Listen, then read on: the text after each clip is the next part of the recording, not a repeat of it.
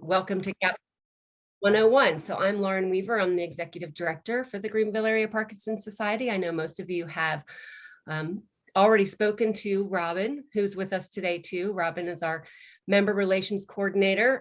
She's great at getting everybody engaged right off the bat. We also have Stan Smith. Stan is one of our co-founders of GAPS, and he's also the sponsor for this program. Believes so much in how important it is to get people engaged. So he's with us today too. We have Leslie Wise she's there with Dedicated Therapy is her name. She's going to share a little bit about exercise. And then we have Alex Tresser joining us all the way from up north. Is it snowing there yet? He's going to share his story a little bit about his journey with PD. So again, welcome. We're really glad that you were able to take this time to be here. We hope that this is going to be helpful and just giving you some insight and some direction and an opportunity to maybe get some of your questions answered as well. So just to start a little bit about some of you, wave to me if you are newly diagnosed, if you are pretty new to this journey. All right. Somebody in the 1 to 3 years. All right, just get an idea of who we're visiting with here. And how many of you are brand new to GAPS? This is first time you've ever engaged with us. Okay, and lastly, do we have any adult children, family members with us? A couple people there too. Okay, well, good. When we're in person, I get to find out all that information before I start talking, and I know who I'm talking to. This is always a little bit more challenging.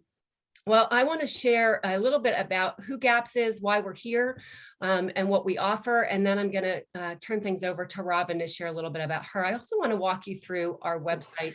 Some of you may have already spent a lot of time on there.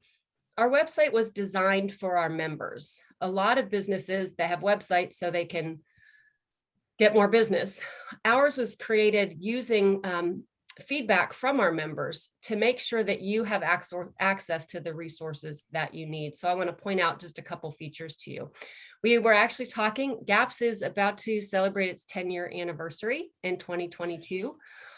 We are completely local, regional. We were founded by two local gentlemen in 2012, and we serve the upstate of South Carolina. We're not affiliated with anybody else. People ask us often, do we get support from Parkinson's Foundation or Michael J. Fox, but we're not affiliated. We're completely local, locally founded, locally funded, and everything that we do serves the people in the upstate.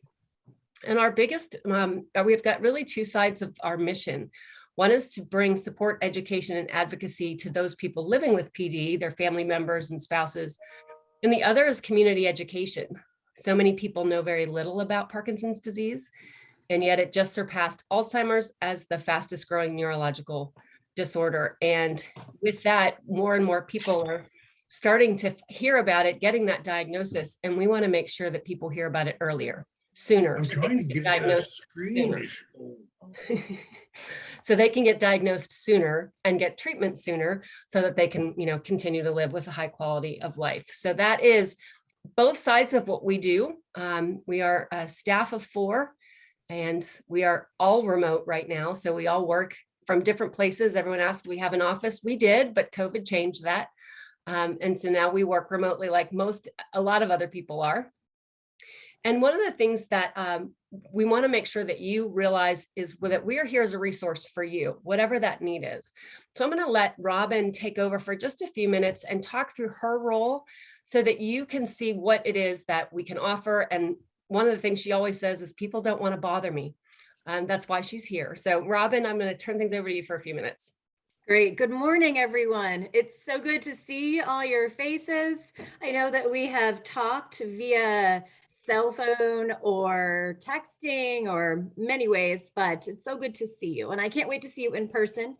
We do have the social on Tuesday. I know I've made that announcement multiple times, but I would love to have a really, personal conversation with you all there. If you can come out on Tuesday downtown 4 to 6 at the Bonds Core Wellness Arena, if you need more info.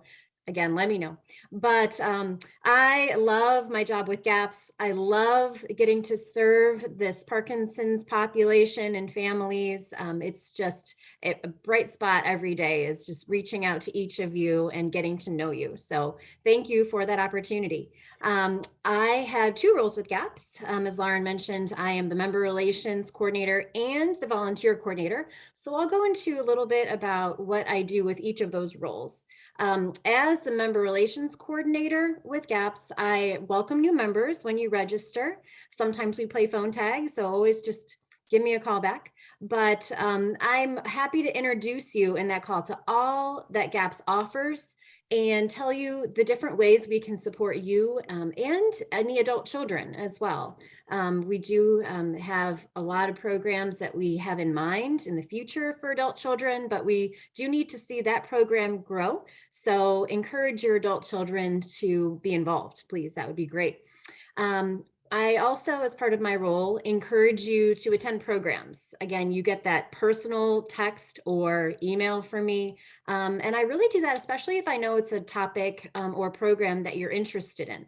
I don't want you to just miss it because, gosh, it was just overlooked. I got busy and forgot. So I will send those personal reminders. I like to offer resources for you to live your best life with Parkinson's. And then I try my best to follow up and see how those resources are working out for you. If you're in a bit of a valley, I love to know that. So I can kind of maybe help you brainstorm some new ideas, some things you might not have considered. Love to be involved with communicating with your adult children about that too, kind of, circle the wagons and see how we can get you to the next, hill in life. I also, again, love to see you all on Facebook. We do have private Facebook groups. One is called GAPS members, and I do check to make sure you're an actual GAPS member before I let you in there. So it is folks that have Parkinson's, spouses, care partners, family members. And then we also have a private Facebook group just for adult children too. Just kind of really recognize that there's a different kind of need for support that adult children have that's different than a spouse. And it's a great place for them to have a community and to share their, struggles, share questions, share successes as well.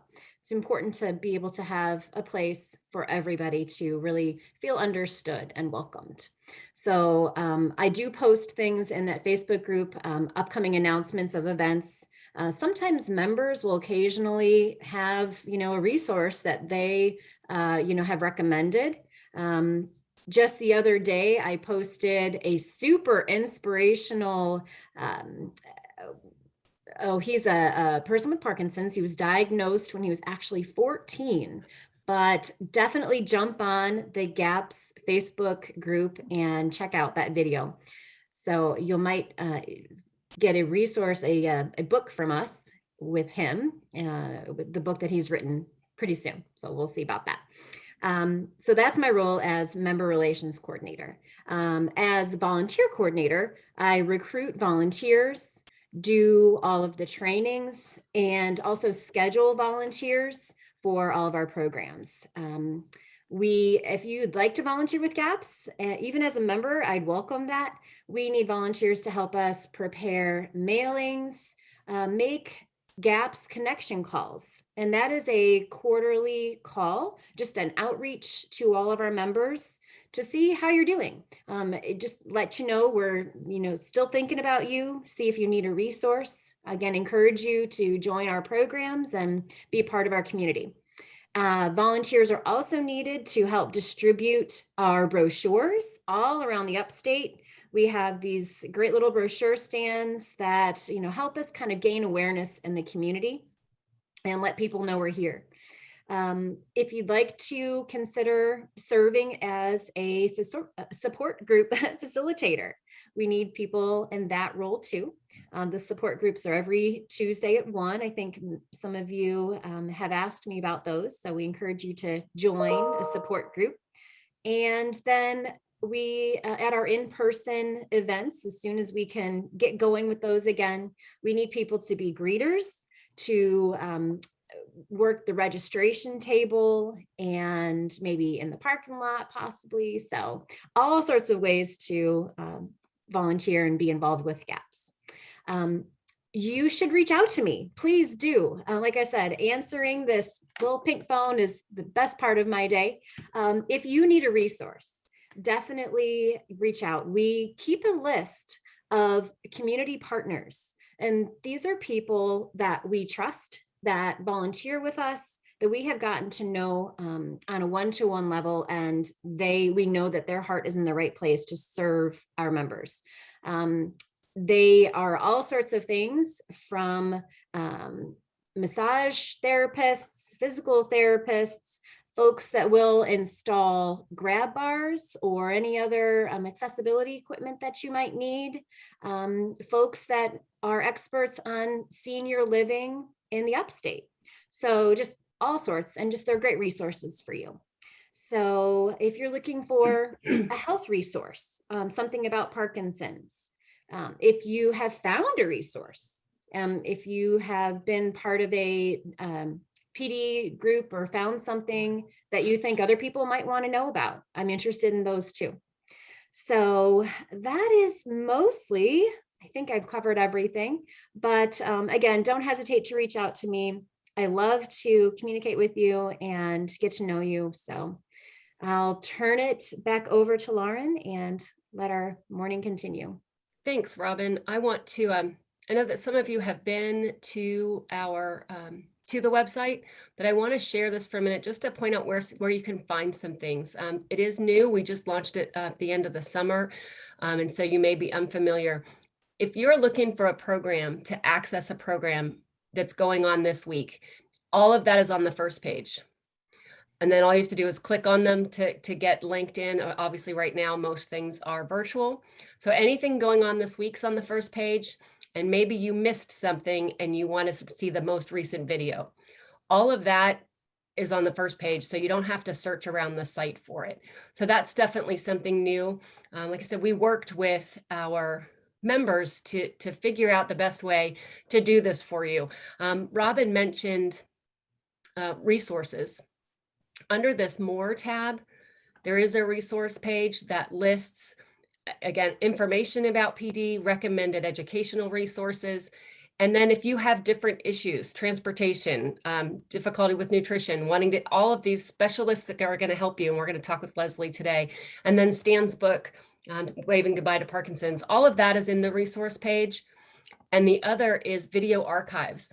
When we have new members come in, we frequently have people ask us questions. Do we have any education on nutrition? Do we have any education on deep brain stimulation? All of that is going to be in this video resource. There was one in here about COVID, about the vaccine and that relationship. You can go to the Walking With You series, is several videos from Stan and several from Kevin Cones, who was a young onset PD. He was diagnosed when he was in his 40s. And so it's just real quick 3-minute videos that might be able to help you with different things. And you can always search if you're looking for something specific. There's a search bar up here too. So looking through, again, going through the archives of all the past things that we've already shared. Again, there is one on nutrition. If you go into search and type that, it should bring up, except my screen's in the way. So there we go. Different things that had nutrition in it.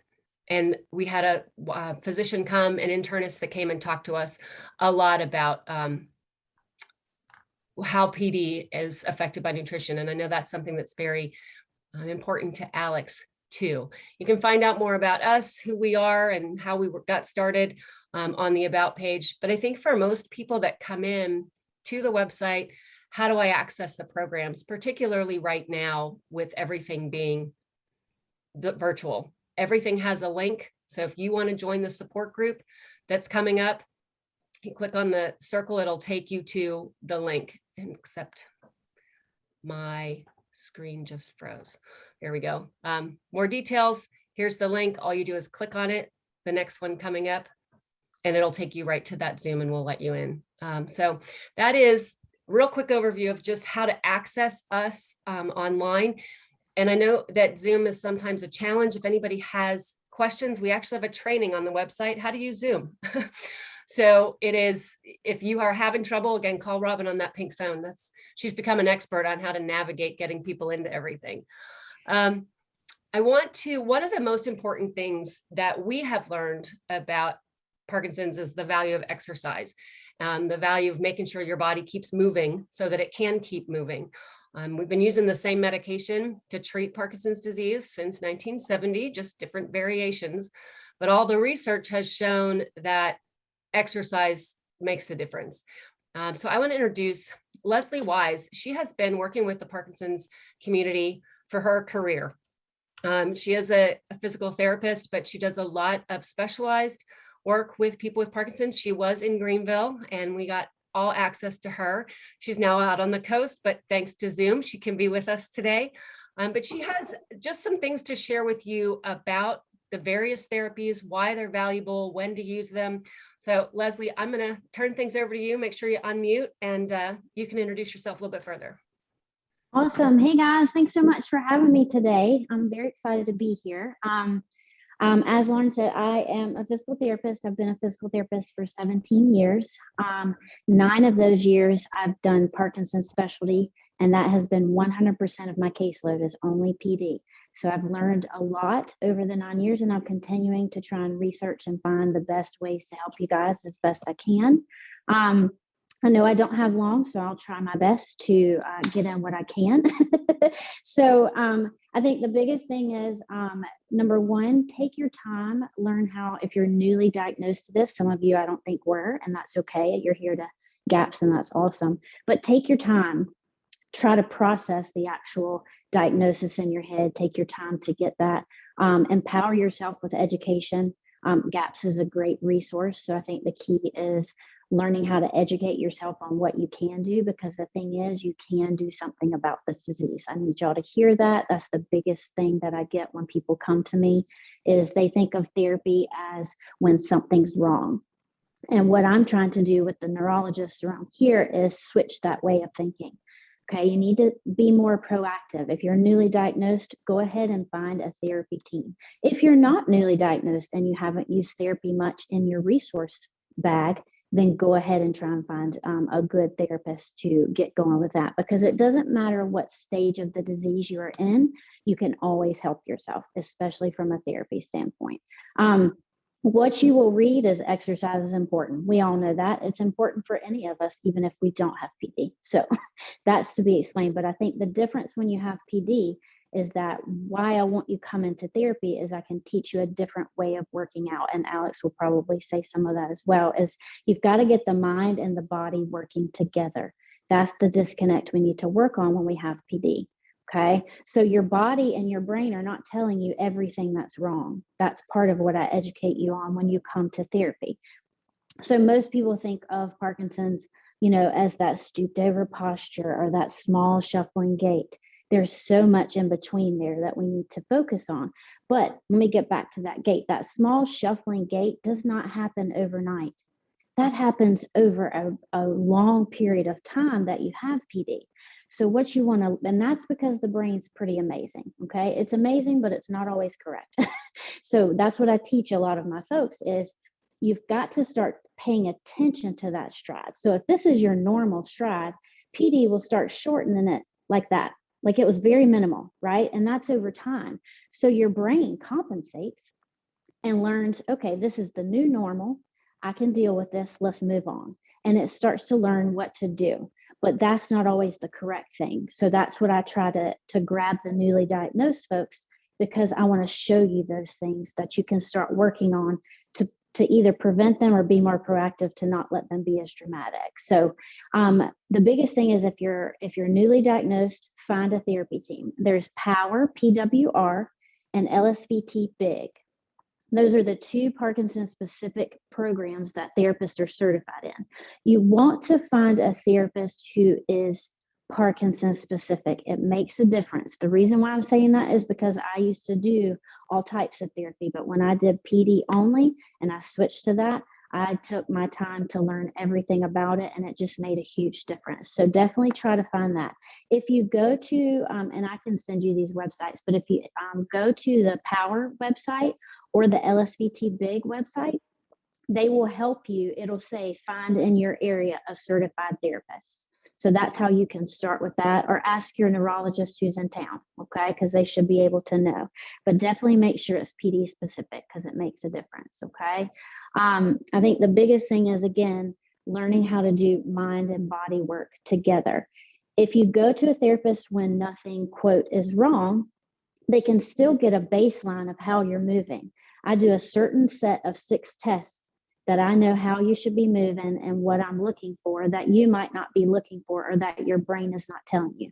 So even if you are doing good, if I check you out and I'm like, wow, you are doing good, here's your baseline, I have those numbers for the rest of our relationship. So that's always a good way to kind of make sure you're staying where you need to be. I also kind of recommend using your therapist as a checkup, just like you do for your doctor. Okay, check in with us. So it depends on each person to what I say, how long I want you to go in between. That's going to be up to the therapist. So I can't really give you, oh, you need to check in every year, you need to check in every 6 months. You're going to have to leave that up to your therapist. But if you're doing well and I'm just getting a baseline, a lot of times I'll say 6 months to a year, just check back in with me and let me retest you and make sure you're doing well. Because if you are, then I say, go keep doing what you're doing. Or if there's anything I need to check on, it might be tiny and we can fix it in a couple of sessions and send you on your way and keep you moving well. That's what I mean by being proactive, guys. Okay. And again, you don't have to be newly diagnosed. I don't care if you're further into it. I'm going to work on something for you. Okay. So I think that's the key. I'm crazy. You'll learn that in a minute. But I think that's the key, is just staying with yourself. You have to be your own advocate in this. And I'm sure everybody, Lauren and Alex and all of them will attest to that. Be your own advocate, educate yourself, go to people who can educate you, read as much as you would like, ask questions, because it's also more than just exercise. There's nutrition, like we've talked about, there's mental health, there is sleep. You want to talk about all of those things, because that's you as a whole person. You're not just PD, okay? You have to focus on all the aspects of that, and more than just the motor symptoms. I'm learning that the non-motor symptoms play a huge role in your physical function as well. So I don't care if you're coming to me and you're the healthiest person as ever, but if you're not dealing with sleep, nutrition, and trying to be that's going to affect your physical function as well. So I try to concentrate on everything than just the physical therapy part as well.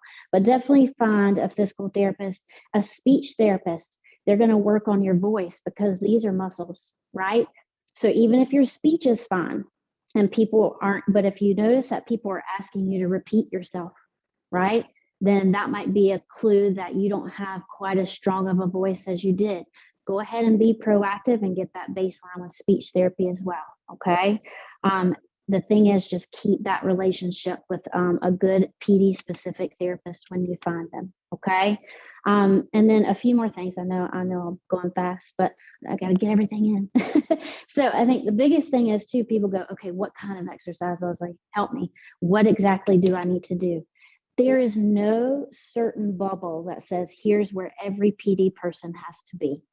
So that's what I want you to know more than anything. Number one, I tell people, do what you like. If people go, okay, I read about boxing. Okay, I see how good it is. Should I go box? And I'm like, well, do you like boxing? And they're like, no, I don't like it at all. Okay, well, I don't really feel like you need to go box if you don't like it, because you're not going to go there, probably, are the chances. So, and then I'll dive in. What do you like? Well, I like to dance. Okay, GAPS has an awesome class. Find a dance class, things like that.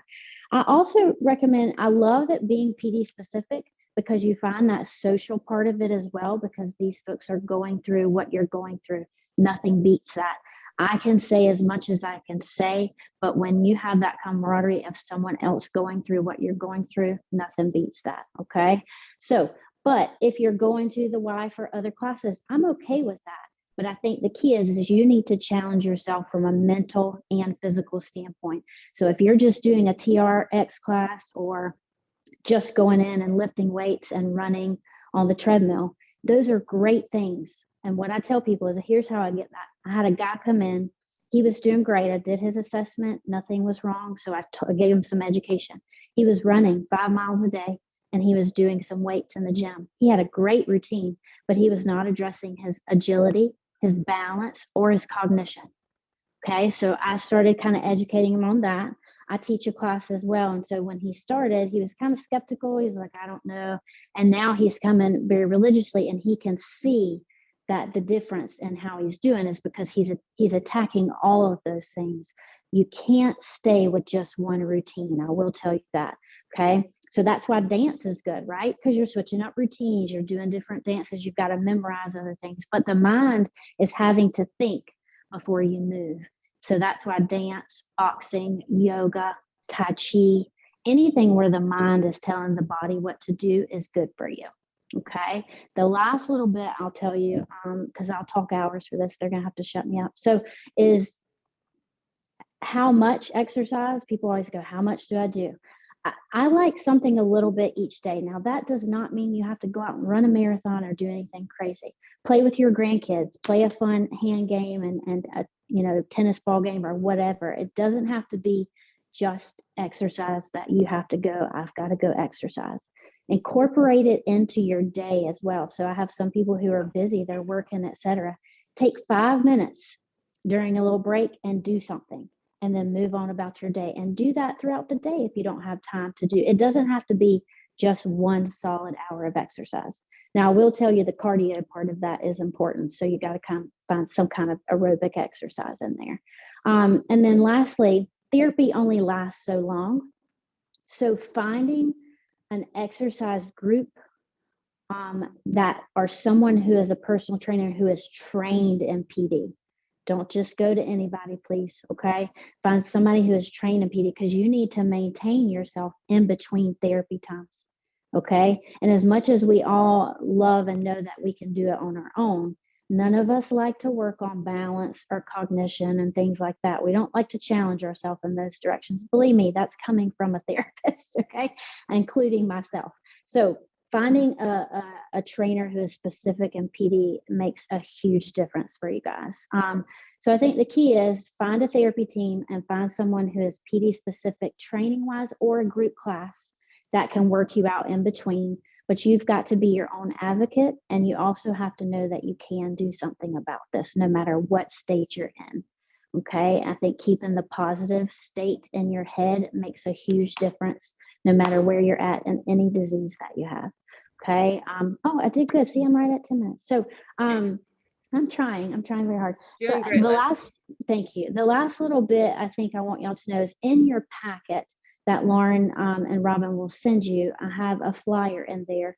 I offer multiple programs. I don't want to talk about that because that's not what it's about today. But on the bottom of that flyer is my email address and my phone number. So and there's so much more we can discuss here. And so I don't want people to leave feeling like they have more questions. So email me, feel free to email me, call me, whichever one is fine. I'm okay answering any questions you feel like you have. I also do offer personal training as well, one-on-one, and then I offer a group class. So that's what that flyer is saying. It's called Thrive. You'll see this crazy looking face on the flyer as well. So just look at the bottom of the flyer, and my email and my number will be on there, because I would love to answer any other questions that you guys have.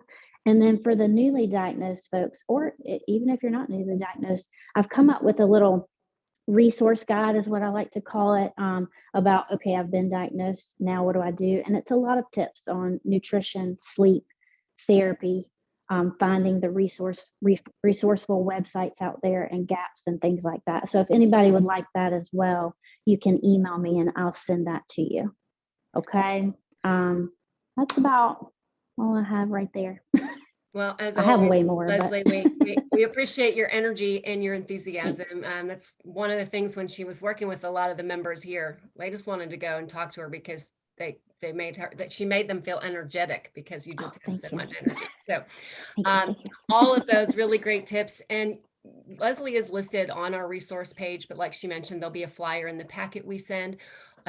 Alex, who I'm going to introduce in a minute, he's also on our resource page, has another program of resources, exercise, tips, nutrition, all of those things that finding a way, someone to kind of mentor you through it. A lot of the things that we like to talk about within GAPS is not about the Parkinson's itself, but about choices that we can make, that you can make to help you continue to live your best life. As you've probably heard, if you've been around for a while, you don't die from Parkinson's disease. You die with it, and that means you have a life to live with it. Stan will often say, Parkinson's is just one of his many features. He has lots of features, and Parkinson's happens to be one of them.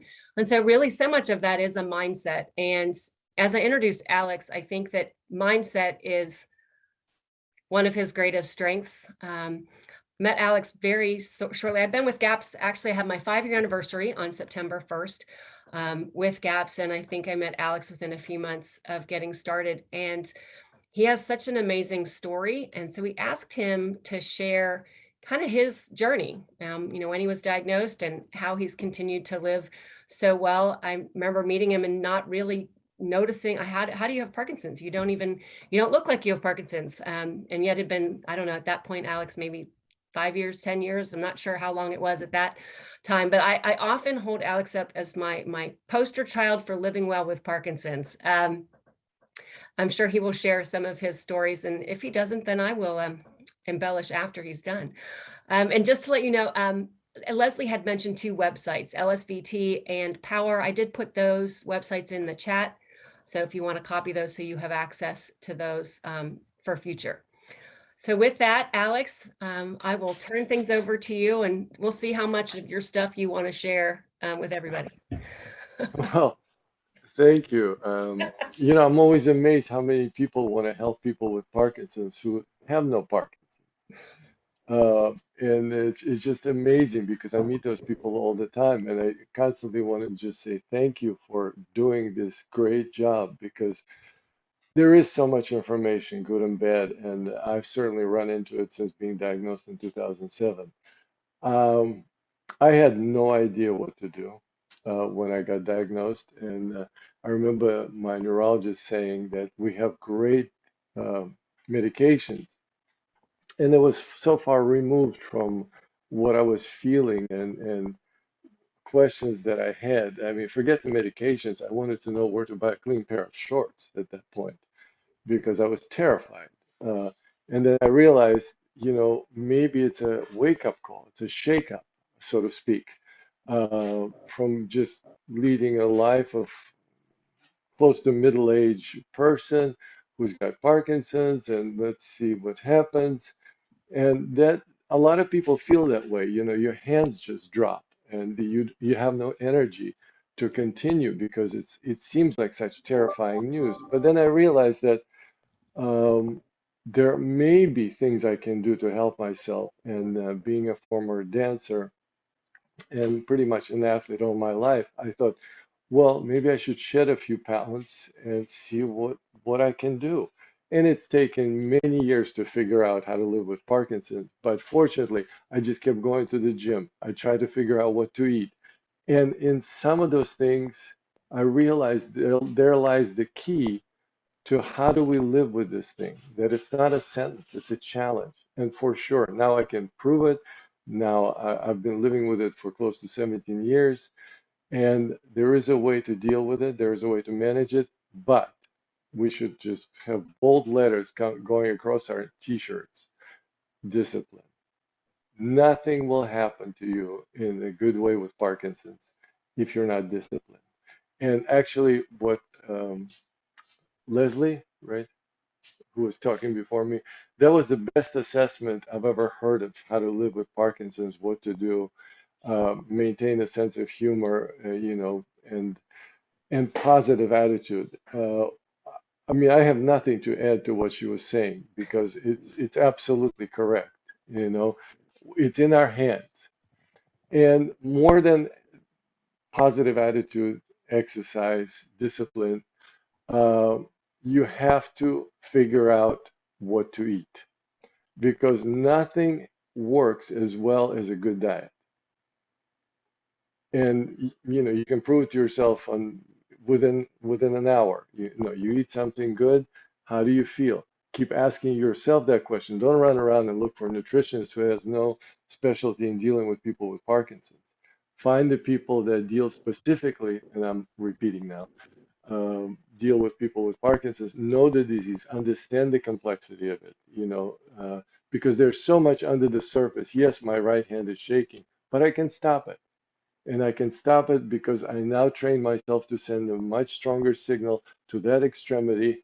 And if you notice, you know, Parkinson's attacks our extremities. The longest path to your foot, to your hand, to your through your neck, to your head are, oddly enough, those signals, which should be absolutely automatic, like walking, they're compromised because the brain just cannot send the correct signal anymore to that part of the body. But we can train ourselves to find a new signal, a new pathway, and wake up a part of the brain that's been dormant since we were born. You know, it's such a complex organism. We have to kind of learn as we go, and the brain will respond if you're disciplined. So that really has been my journey, is to figure out things on myself with the help now with the help of my wife, um, who just completed Harvard Medical, and together we try to figure out what actually does work and what doesn't. And it is pretty simple. Uh, like Leslie said, you know, you don't have to spend the day at the gym or run a marathon. No, it's 15, 20 minutes a day of active workout, targeted workout. You know, you can just throw weights around and, you know, get on the treadmill and things like that. But it's a little bit more complex than that. You know, you have to wake up the areas of your body that need help the most. You want to reclaim compromised abilities. And that takes a little bit of doing. It takes a little bit of learning. And again, discipline. And when you figure these little things out with the help of so many people that are obviously brilliant and trained and can help you, and finding those people is why GAPS is so important, you know, because there's so much information. How do you distill it? There's so many people trying to help other people. How do you know that they have something to say that will actually apply to people with Parkinson's? And by sharing, finding these people, sharing the information, testing it on yourselves, all of a sudden you're energized just by being active and proactive. And then you're not just helping yourself, you start sharing that information, which is what I did. I couldn't share it with my neurologist because they seem to be not as interested as people that I meet, you know, in Greenville and wherever I go, you know, wherever I try to explain to people what's going on and how they can help themselves. But really, these are the keys. It's like learning a new profession, a new language, how to express yourself. And Parkinson's just takes a back seat in the theater of life. It just goes back, back, back, and we can feel better. There'll be days when we don't, you know, but they're so few and far between. If we stay the course, if we're disciplined, I know I'm like a parrot now. There's a plan, there's a plan. Um, but it does work. And you know, at this point, I mean, I'm ready to answer any questions because they'll be Well, much more interesting. I think that so many things that both of you said. I mean, again, you're repeating each other's words, but what's so valuable, I think what you said first, Alex, is that you have Parkinson's. And I know that when you first started designing your exercise program, it was for yourself. What Yeah. works for me? Okay, what is helping me to walk better? What is helping me to keep better balance? And so we have a Gaps in Motion class every Friday at noon on Zoom that Alex teaches. He designed the class for us because it's his class and it works for him. And again, being able to exercise with someone who knows exactly what's going on in your own body that these are things that are, as he said, targeted. So every Friday at noon, there's a Zoom link on the website to get to that class. But Alex also has, his is called, it's PD on the Move. I just put his website in the chat also. If you want it, he's got short videos, exercising, different things on nutrition. So both of them are a resource for you. They have a lot of free resources. They also have one-on-one things that you can do and get that information and education from them. But movement, and one of the things, again, I love both of them is the attitude. When I first started with GAPS, people were afraid to get involved. They didn't want to come to a support group and hear all the doom and gloom and all the depression. We really work hard to hold up people who are encouraging, inspirational, walking the walk that you're walking, and yet they're doing it with hope and joy and a sense of humor and a sense of purpose. And we want to make sure that you have access to that, and not just how bad is it going to get, what's going to happen to me. I mean, I know everybody has those questions, but I think that having Parkinson's only makes those questions bring to the forefront of your mind. I think all of us have that question, what's going to happen to me in the future? And none of us know. So doing what we can in the moment, and surrounding yourself with positive people. I think Leslie mentioned why it's so valuable to be in a community of people that are walking a similar walk. And I know everybody's journey with Parkinson's is different. The symptoms aren't across the board the same. Everybody does have a different experience and various levels of progression. So do as much as you can with where you are.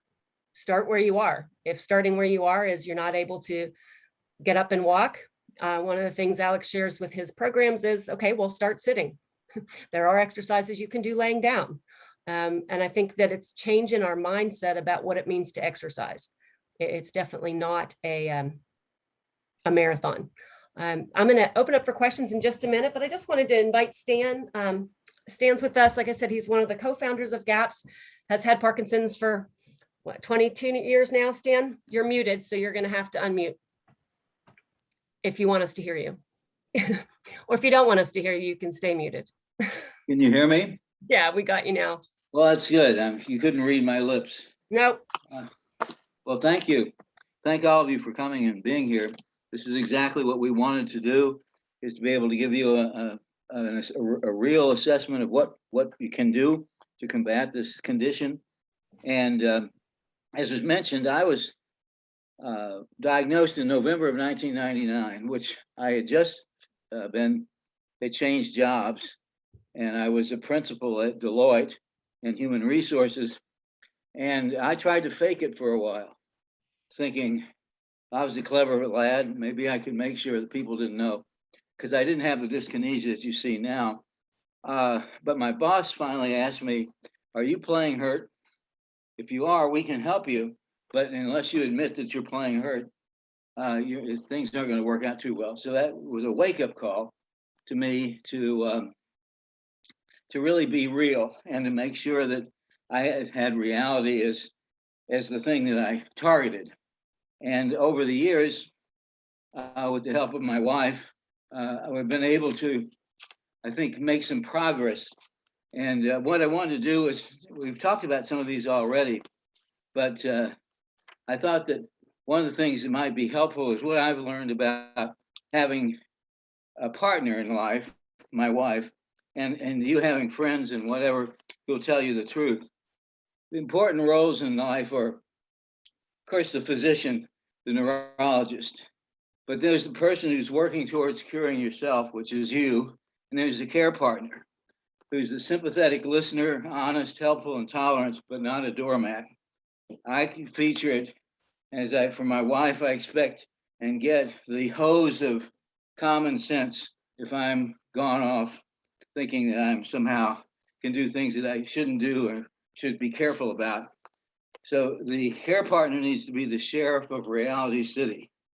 So to help you understand that you can live with this disease, but you have to acknowledge that you have it, and become members of support groups and understand treatment options and those sorts of things are all what we've tried to do here with our organization GAPS. And I want to underline what the importance of exercise. Exercise is very key to me me still being functional after 22 years of Parkinson's. Now you may ask, well, how can you be functional if you have this kind of dyskinesia? Well, it comes and goes. Sometimes when I'm breathing deeply and presenting, my body moves a lot more than it normally does if I'm just sitting and listening and what have you. Where does the dyskinesia come from? It comes from the carbidopa and the interaction of these meds over time. And sometimes it's possible to just, with self-discipline, to stop it. And other times it's not. Now you might say that's kind of a depressing thought, but just consider it a feature of your life and what you offer as, and that someday you'll slow down and you won't have dyskinesia at all. So that's about all I have to say, unless there are questions. Well, thank you, Stan. We're just, like I said, happy to have you here. And as he continues to sponsor this to make sure people know what's available. But I wanted to open it up. We have a few minutes left. Again, everyone's muted, so you'll have to unmute if you have a question, and you can unmute by using the button or using your space bar and holding that down. If you have a question for Leslie or for Alex, for Robin and I, now's the time. If you have any comments as well. And I think we put most things in the chat, but as I did mention earlier, we will be sending out a packet that will have materials. There's a book in there. Obviously the flyers and sheets for each of our partners that continue to help us. So all of that will be in there as well, but hopefully you pulled some of it off the chat. So what questions do you have for any of our presenters today? I have a question. I like to play free cell, which is purely a mental game. You don't get a whole lot of exercise doing it. Is that still useful? Does that keep the brain active and stimulated? Can I answer, or Alex, do you want to answer? It doesn't matter to me. I don't want to overstep. No, go ahead. Okay.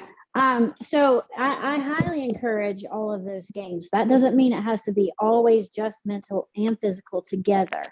I play a lot of the games myself as well. So that doesn't mean it's not useful. It's kind of like when I said the guy that was running and doing his strength weights.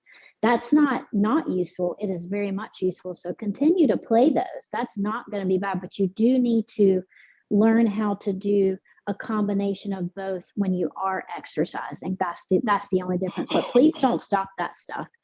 It's most of the time when people stop things that things get worse. So let's say I have someone who plays a musical instrument and then they get PD and their fingers don't move as well, like Alex was saying, and their mind's not thinking as quickly. They stop playing. One of the worst things you can do. Continue to play. Continue to do, number one, what you love. Okay. And number two, playing a musical instrument is one of the best things too, because your brain's having to think, look at something from a visual standpoint, and then interpret with your fingers. So even if you're not doing as well as you're used to do because you're an amazing musician, that doesn't mean that's still not in there. Like Alex said, repetition and discipline, that was the word I was looking for. Discipline is the key. Okay, so discipline equals repetition. Repetition equals you finding that new pathway, like Alex was saying, in the brain, because if you repeat it enough, the way that your fingers are newly working, then it will learn a new way to do it. And then you will continue to be able to play that instrument however you're playing it. So I think the key is, again, it's not anything in particular. Are those games good? Yes. But add in some physical and mental together. And that's where, an exercise specialist and a therapist would help you with that.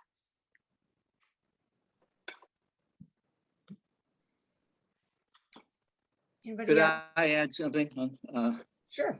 Yeah. I have sung for most of my life, and for a while I stopped, and when I got the Parkinson's, and then I started again. It is very important to continue to do something like that because of health for your voice and your breathing and your sense of being in a community. Mm-hmm. So I second that.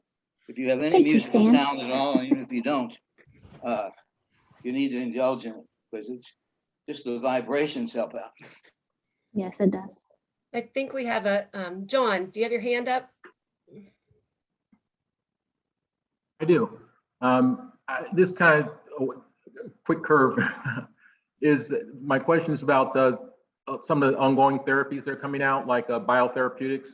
Has anyone had any research or received anything on biotherapeutics, like this company called AKT that treats symptoms for Parkinson's, and they're about to go through their first round of human trials, or they've already started those? Anyone aware of some of the ongoing science behind these? Not from a medication standpoint, no. I usually leave that up to the good old neurologist when it comes to that stuff. I try to focus more on the, like Alex said, the nutrition, the sleep, more of the non-motor symptoms and the motor symptoms that come with PD. But as far as the new stuff coming out, usually I leave that up to the neurologist when it comes to the medication stuff. Something I'd come across our desk regarding that. There was something going on. There was a trial going on in Europe, and then it was moving to the US. We have a medical advisory board. And so anytime I see anything like that, I take it to them. But I'm not a medical person, and I want to make sure before I share anything, with any of our members, that I run it through our advisory board first. Is this something valuable? Is this something that, we should be sharing, or is this something that's either too new or not well known yet? So we do try to sort through some of that, John, but I'm not familiar with that particular. If you want to send it to us, I can run it through our advisory board and see what thoughts we have on it. Happy to do that for you. Oh, great. Thank you. I'll do that. Okay. That's usually what I highly recommend too, is that's what groups like this are for. Like Lauren said, I'm a doctor of physical therapy, but I'm not the neurologist. So I don't like to overstep too much and say, oh, Right. I like this. And, Right. so I think having the medical advisory board is great because it runs through those types of people who know what you guys are researching out there. That's thank you for researching. Part of our mission at GAPS in our mission statement. We are non-medical and non-research. We're really here to help walk with you, but we're not the experts. So we try to just make sure we have a lot of experts around us that we can, help answer some of those questions. Heather, you have your hand up. Yes, I'm wondering, since you've mentioned nutrition, it's been mentioned a few times.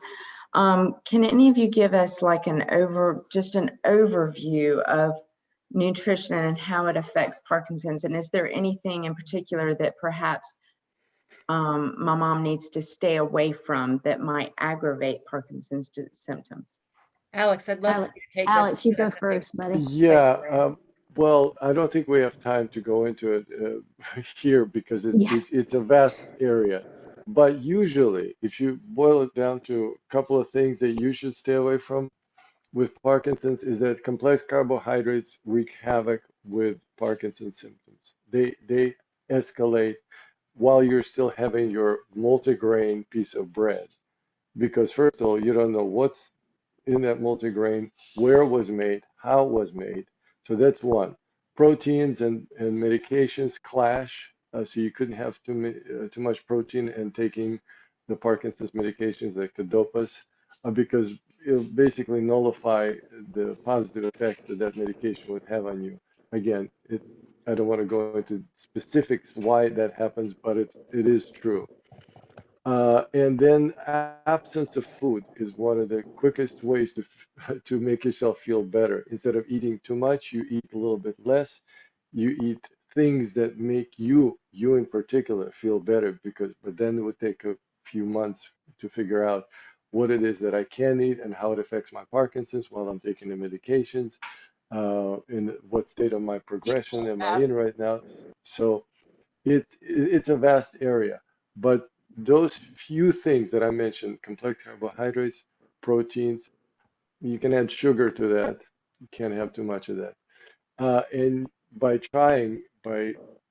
paying attention to your system, how it works and how it reacts, you will have your breakthroughs and areas where you know for sure that you should not have this, or this. But it's not drastic. It's not a departure from what you like to eat, what you like to drink. It's just an adjustment. When you say complex carbohydrates, are you mostly referring to grain Yes, Like pastas, multigrains, or grains. are you also referring to complex carbohydrate vegetables, or are they okay?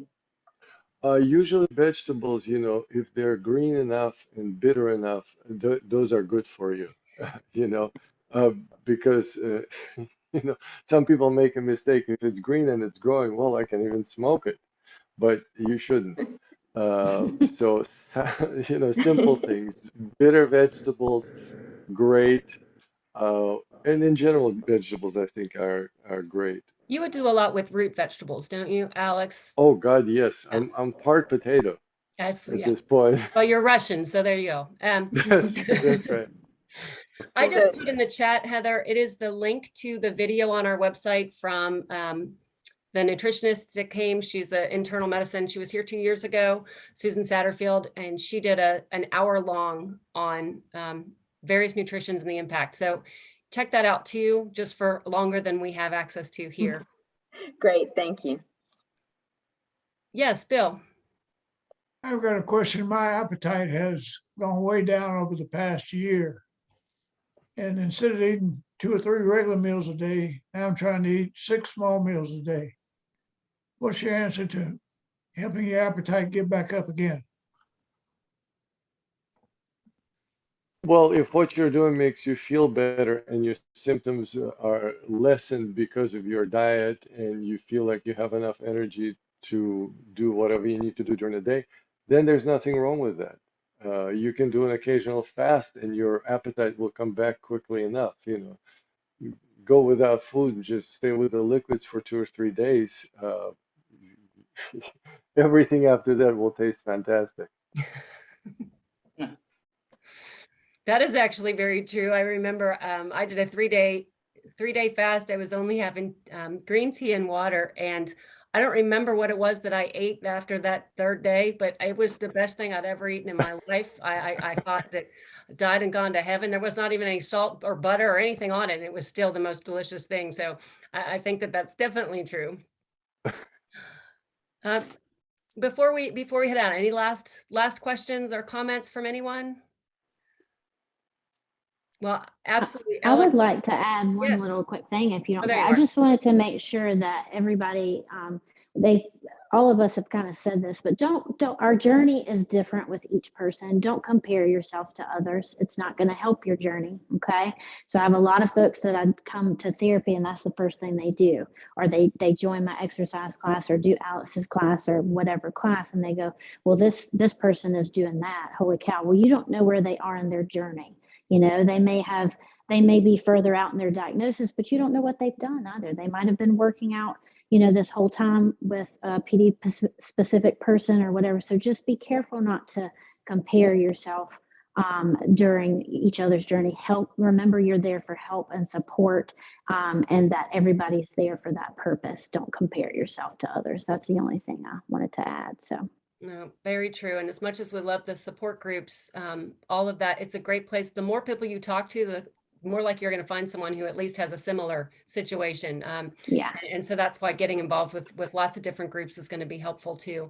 Thank you, Leslie, for your time today. Alex, as always, thanks for being here. Miss having you in town as well. If you want to do Alex's class, it's Fridays at noon on Zoom. The link's on the website. We'll have the flyers that are mailed out to you. And as always, Robin is there for you as well to answer questions. John, please email me and I'll see what I can find out about that question that you had. Happy to do a little research with our board. And again, we have one more question, Gally? Yeah, I had to duck out for a few minutes. I'm sorry. Is there a replay and how do I find it? Yes, it is. This is being recorded. It takes a couple of days to render it, to get it edited, and it should be up beginning of the week.